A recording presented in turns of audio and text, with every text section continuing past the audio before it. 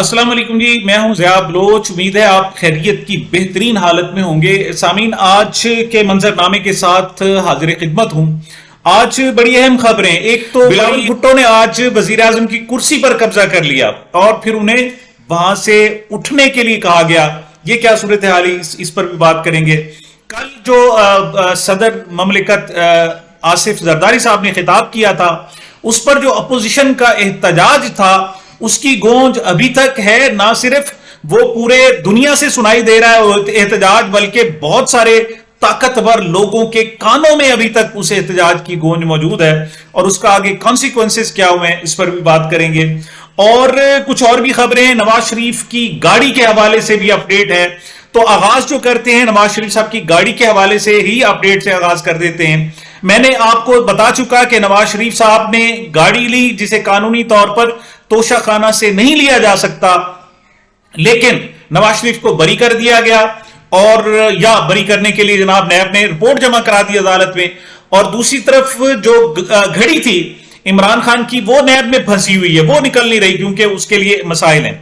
تو دو اپڈیٹ ہیں جی، مختصر وقت میں بتاتا ہوں. پہلی بات تو یہ ہے کہ انہوں نے جو طریقہ کار اختیار کیا وہ یہ کیا کہ جی توشہ خانہ سے تو گاڑی خریدی نہیں گئی. تو کہاں سے خریدی گئی؟ انہوں نے کہا جی وہ جو کارز کا پول ہوتا ہے، کارز کلب کا جو پول ہوتا ہے، مطلب جو کاریں سرکاری اکٹھی ہو جاتی ہیں، وہاں سے خریدی گئی ہے. مطلب توشہ خانہ سے گاڑی جناب آگے جب گورنمنٹ کے پاس چلی گئی تھی تو وہاں سے خریدی گئی. مطلب میں نے کل بھی کہا تھا بڑا آسان طریقہ ہے جناب کہ ہم نے چیز وہاں سے نہیں اٹھائی، کسی اور جگہ سے ہم نے اٹھائی ہے، چاہے چوری کی بھی ہے، ہم نے چوری 12 اس طرح کی صورتحال تھی. اب بات یہ ہے کہ دو معاملات پر یہ لوگ پکڑے گئے ہیں، پھر پکڑے گئے ہیں. میاں نواز شریف صاحب ایک مرتبہ پھر چوری کرتے ہوئے پکڑے گئے ہیں. کیا کہ یہ کہتے ہیں جناب ہم نے توشہ خانہ سے گاڑی نہیں لی، تو اور بلکہ لیے ہم نے جو سرکاری کار کلب ہوتا ہے، جو پول ہوتا ہے، وہاں سے جا کے لی ہے. لیکن اگر آپ نے گاڑی وہاں سے لی تھی تو آپ نے پھر پیسے توشہ خانہ کو کیوں جمع کرائے؟ مطلب یہاں سوال، مطلب کسی نے مشورہ دیا ہوگا کہ آپ اس طرح جان چھڑا سکو جی ہم نے وہاں سے لی نہیں، اور نیب نے رپورٹ بنا کے بھیج دی.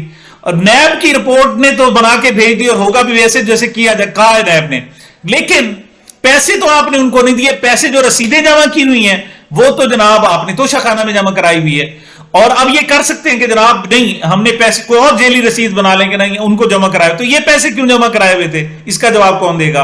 اور دوسری بات یہ کہ اگر آپ نے گاڑی لینی توشہ خانہ سے لینی نہیں تھی، لینی تھی آپ نے جناب کارپول سے، تو آپ نے سروسز رولز کیوں ریلیکس کرائے؟ اس پر جناب ٹیکنیکلی اگر کوئی دیانتدار جج بیٹھا ہو تو ایک اور کیس بن سکتا ہے ان پر، جھوٹ کا، فراڈ کا، اور جناب ٹیمپرنگ کا. نیب پر بھی بن سکتا ہے، ان پر بھی بن سکتا ہے. لیکن یہاں تو جنگل چل رہا ہے، اور جنگل کا بادشاہ پھر جیسے چاہتا ہے ویسے ہوتا ہے، اور کچھ ہو نہیں سکتا. تھوڑی سی جناب گفتگو کرتے ہیں جمشید دستی صاحب اور اقبال خان صاحب کے حوالے سے. کل انہوں نے احتجاج کیا، یعنی بھرپور احتجاج تھا، اور کہنے والے یہ کہتے ہیں کہ ایسا اسمبلی میں کبھی احتجاج نہیں ہوا. یعنی وہاں جو لوگ بیٹھے ہوئے تھے ان کی کوئی کان پڑی آواز سنائی نہیں دے رہی تھی، اور وہاں کے لوگوں نے یہ سننے کے لیے، جاننے کے لیے کہ آصف زرداری صاحب نے کیا کہا ہے، انہوں نے آ کے بعد میں ٹیلی ویژن سے، ان مائک سے جناب سنا، ورنہ وہاں پاسبل نہیں تھا. مائک کے ذریعے اس کی جو ریکارڈنگ کچھ بہتر ہے اس کو، اور اس بعد میں اس میں ڈسٹورشن کم کیا گیا ہے، تو اس سے جناب آپ سن سکتے ہیں، ورنہ پھر وہ لائیو جو ہے اور یہاں اسمبلی میں بیٹھ کر نہیں سنا جا سکتا تھا. اس بات پر جناب بہت ناراض تھے بلاول بھٹو زرداری صاحب، اور آج انہوں نے جناب اس حوالے سے ایک واک آؤٹ بھی کیا. واک آؤٹ کیا کیا؟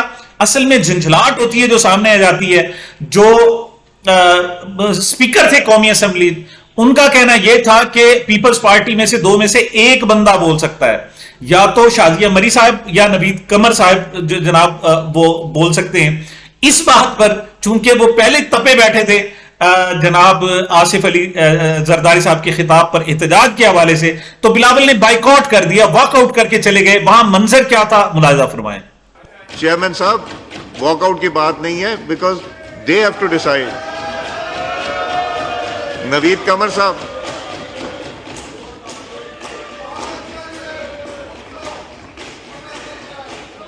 जी शाजिया मरी साहबा। बाद में जनाब बिलावल भुट्टो जरदारी साहब ने एक प्रेस कॉन्फ्रेंस से भी खिताब किया। उसमें उन्होंने क्या कहा? बिलावल भुट्टो का कहना था कि पार्लियामेंट के मुश्तरका इजलास में अपोजिशन के एहतजाज से दुनिया को गलत पैगाम गया। अपोजिशन का कल का एहतजाज जमहूरी नहीं था। पार्लिमानी दायरे में अपोजिशन की तनकीद को वेलकम करते हैं। बिलावल भुट्टो का मजीद कहना था कि सदर आसिफ जरदारी ने 7वीं बार पार्लियामेंट से खिताब करके तारीख रकम की, अवाम और कमजोर मुआशी हालात से मुल्क को निकालने के लिए रोड मैप दिया। बदकिस्मती से अपोजिशन ने अपनी अलग तारीख रकम की। उन्होंने कहा, ये एक अहम बात है ना, उन्होंने कहा कि सियासत आपका हक है, ताम खारजा पॉलिसी पर सबको एक होना चाहिए।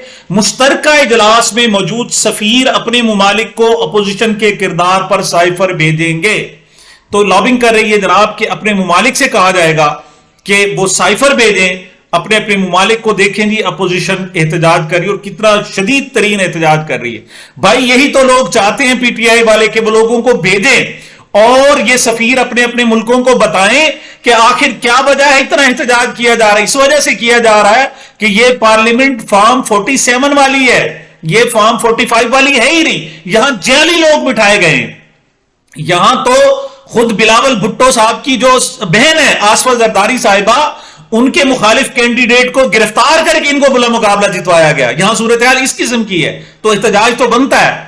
तो अब जनाब जरा ची बजी हो रहे हैं जनाब बिलावल भुट्टो साहब, उनको एहसास हो रहा है। वो मौलाना फजल रहमान साहब के भी कहा, उन्होंने कहा वो एहतजाज करना चाहते हैं तो वो खैबर पख्तूनख्वा में करें। लेकिन लगता ऐसे है कि जो चोट लगी है ना जो बिलावल साहब के दिल पर बड़ी गहरी किस्म की लगी है, उसकी वजह एक तो खिताब नहीं करने दिया, पूरा नहीं करने दिया, वहां बड़ी सुबकी हुई, और दूसरी जो बड़ी वजह जो सामने आई है वो ये है कि ये जनाब पाकिस्तान की पार्लिमानी तारीख में कम अज कम गुज़श्ता 50 साल की पार्लिमानी तारीख में पहला मौका था कि जब सदर ममलिकत ने खिताब किया तो कोई एक भी सर्विसेज चीफ मौजूद नहीं था।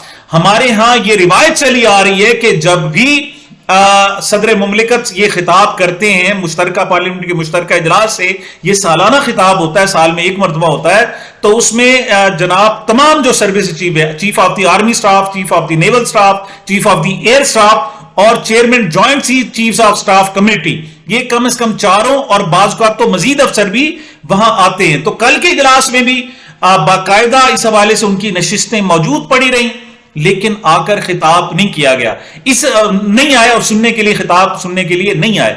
तो इसकी क्या वजूहत थी, इस पर बड़ी स्पेकुलेशन हो रही है जनाब। जनरल रिटायर्ड गुलाम मुस्तफा साहब हैं, वो इस हवाले से क्या इजहार ख्याल करते हैं, जरा मुलाहिजा फरमाएं। जनरल गुलाम मुस्तफा साहब, आप बता सकते हैं शायद बेहतर अंदाज में, ये सियासी लोग हैं, ये अपनी अपनी वो फ्यूचर भी सिक्योर कर रहे हैं कि कहीं वो रेड लाइन ना क्रॉस कर दें। आप बताइए, ये एब्सेंस थोड़ी सी अनयूजुअल नहीं है? जी अपेरेंटली तो अनयूजुअल है, क्योंकि चीफ आर्मी स्टाफ और chairman joint chief of committee और इवन चीफ जस्टिस भी आमतौर पे जब सदर मुमलिकत खिताब कर रहे हैं तो मौजूद होते हैं।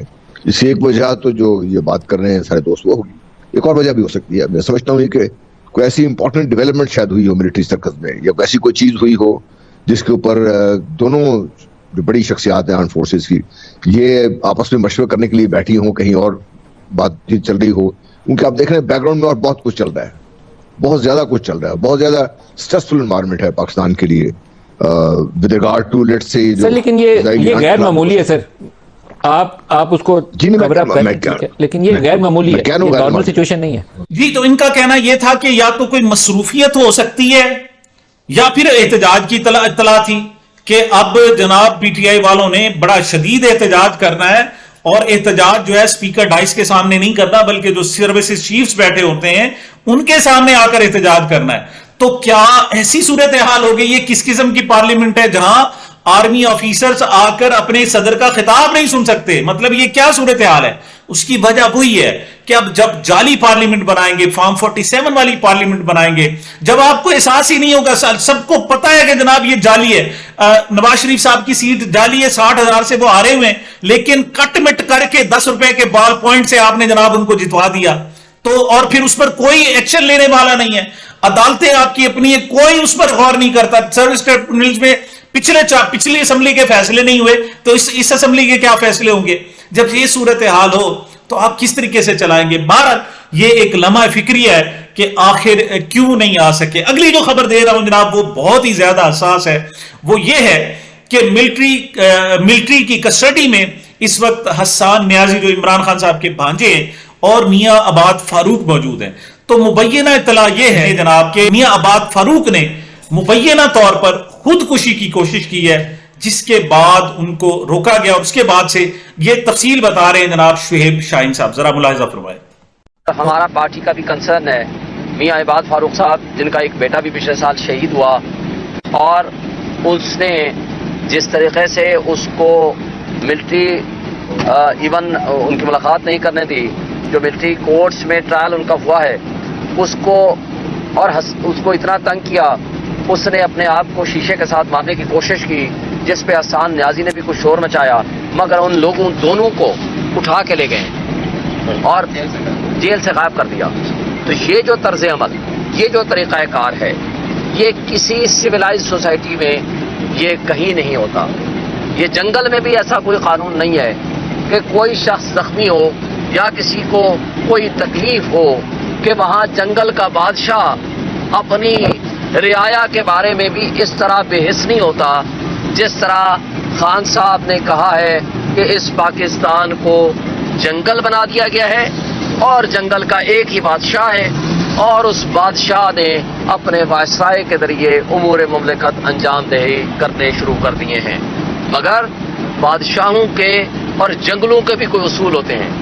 اس افسوس سے کہنا پڑتا ہے آج پاکستان کو ایک غیر آئینی، غیر قانونی اور انصاف سے بالا قسم کا معاشرہ اور ملک بنا دیا گیا ہے.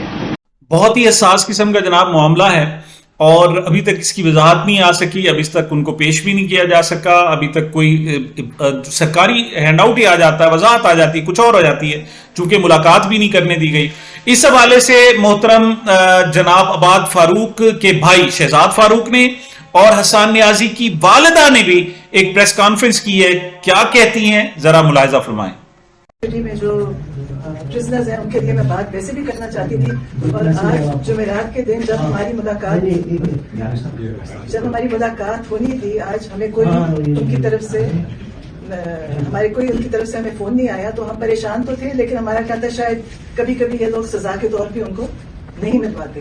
لیکن جب آج لوگ گئے وہاں پہ جو باقی ملنے، تو ہمیں کئی طرف سے فون آئے کہ انہوں نے حسان نیازی اور عباد فاروق کو وہاں سے کہیں اور منتقل کر دیا.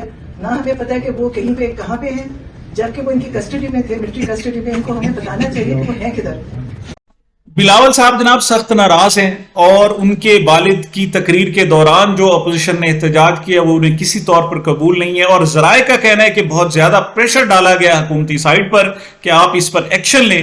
تو اس کا ایکشن جناب یہ لیا گیا ہے جناب سپیکر کی طرف سے، سپیکر ایاز صادق صاحب کی طرف سے انہوں نے رولنگ دی ہے کہ کل جناب یہ جو 2 باجے بجائے گئے ہیں، یہ جناب پارلیمانی تاریخ میں چونکہ پہلی مرتبہ ہوا ہے، لہٰذا جمشید دستی اور اقبال احمد خان کو اسمبلی کی جو رکنیت ہے اس سیشن تک معطل کی جاتی ہے. تو جناب وہ جو معطل کر دی ہے اس کی رکنیت ہی.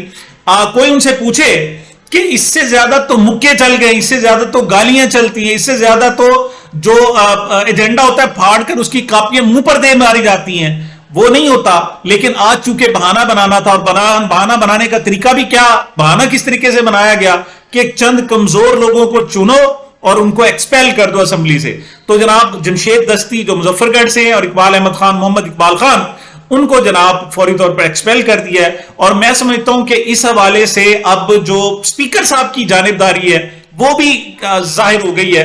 اس حوالے سے طریقہ کار یہ ہونا چاہیے تھا، کوئی کمیٹی بنا دیتے، کچھ اور کرتے، لیکن انہوں نے چٹ منگنی پٹ بیا. جب اجلاس ایڈجرن کیا جا رہا تھا اس سے چند منٹ پہلے ان کا جی میں بھاری دل کے ساتھ یہ کام کر رہا ہوں، اور انہوں نے فوراً جناب رولنگ پڑھی اور جو ووٹنگ بھی کرا دی اسی وقت.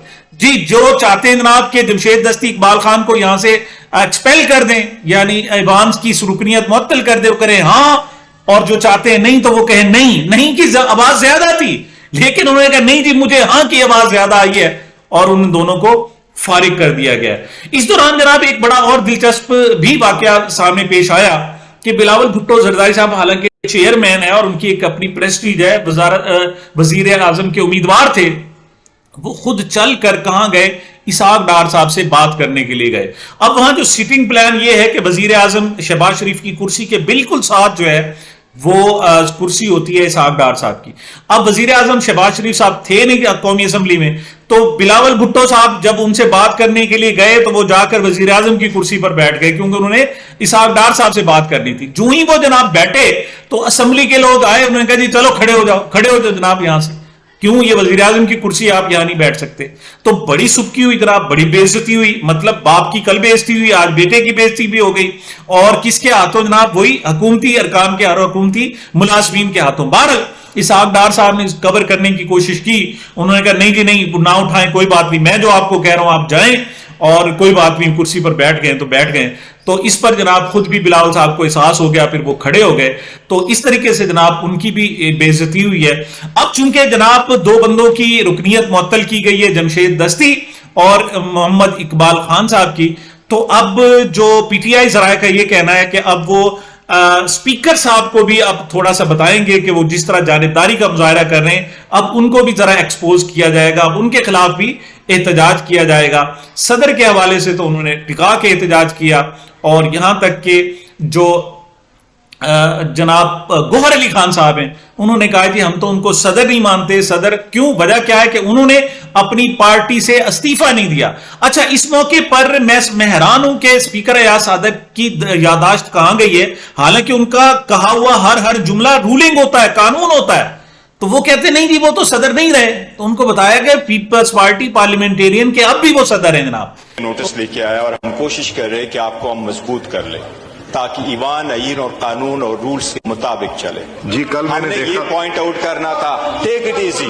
جی پہلی بات تو یہ ہے کہ ہم یہ پوائنٹ آؤٹ کرانا چاہ رہے تھے کہ پریزیڈنٹ کے ایڈریس کے بعد پروسیجر کیا ہوتا ہے, ایجنڈا کیا ہوتا ہے. آئین کا آرٹیکل 56 اس کا جواب آ گیا. This is basically reputation. The law minister already cleared that the report the speech will be laid آپ here. اس پہ رولنگ دے. آپ دیکھیں, سب سے پہلے یہ ہے کہ اگر آپ کا ایجنڈا آتا ہے تو صدر کے ایڈریس کے بعد اس پہ پروپوزیشن نہیں شروع کرنا ہوتا ہے اور ڈیٹ فکس کرنا ہوتا ہے, اور ہم نے دینا ہے اور گورنمنٹ نے اس پہ جواب دینا ہے, نہ کہ کوئی اور ایجنڈا آ جائے. یہ ہماری ریزرویشن ڈسپائٹ دا فیکٹ ہے کہ ہم یہ سمجھتے ہیں اپوزیشن کہ Zardari as a president unity of the republic کو ریپرزینٹ نہیں کر رہا, کیونکہ Did he not get enough vote to be elected as the president? اس نے پاکستان پیپلز پارٹی کے صدارت سے استعفیٰ نہیں دیا ہے, نہ ہی اس نے اپنی پولیٹیکل ایکٹیویٹیز شن کی. ایک سیکنڈ پلیز تشریف دیکھیں, ایک سیکنڈ پلیز بات کرنے دیں, ان کو بات کرنے دیں, ایک منٹ بات کرنے دیں. میں ایک چیز کلیئر کر دوں, زرداری صاحب کبھی بھی پریزیڈنٹ نہیں تھے پیپلز پارٹی کے. دیکھیں, Zardari Pakistan Peoples Party Parliamentarian کے صدر آج بھی ہے, آج بھی وہ پاکستان پیپلز پارٹی پارلیمنٹیرین کے ہے, اور وہ آج بھی پولیٹیکل ایکٹیویٹیز ان کو بات کرنے دیجیے. لیکن اس کے باوجود میں کہہ رہا ہوں, اس کے باوجود ہم اس کے ایڈریس پہ بات کرنا چاہ رہے ہیں, ہم پوائنٹ آؤٹ کرانا چاہ رہے ہیں. آپ کائنڈلی اس پہ رولنگ دے دے, ہمیں شروع کرنے دے تاکہ لیڈر آف دا اپوزیشن اس پہ ابتدا کر لے اور ہم سارے فالو کر لیں. کشمکش اور آپس میں احتجاج اور تناؤ کی کیفیت بہرحال اسمبلی میں بھی جاری ہے. دیکھتے ہیں نیکسٹ کیا ہوتا ہے. یہ اب تک کی جناب اپڈیٹس تھی. مجھے میرے چینل کو اپنی محبتوں اور دعاؤں میں یاد رکھیے گا. ملتے ہیں چھوٹے سے وقفے کے بعد.